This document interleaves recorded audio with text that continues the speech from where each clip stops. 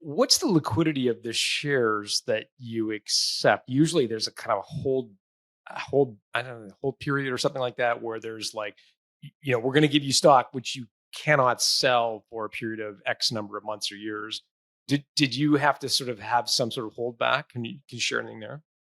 There was a lockup period Lockup. associated with the shares that were granted. So on the day of closing, although all investors were granted the shares, they weren't able to sell them until a certain amount of time after that, a number of months after that. And so that was again something that we spent a lot of time talking to the investors about, because I think, as an investor, you often think like, oh, company selling, I immediately have access to that liquidity, and that was not the case with the share components. And again, I'm asking because I'm just curious to know, when you raise money, whether the deal terms have to be the same. I think you alluded to the fact that everything's up for negotiation.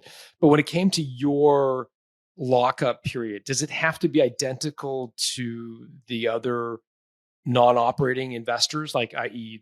the investors in the B or A round? Were their lockup periods and your lockup periods legally have to be identical, or did you have a different lockup period than they have as investors?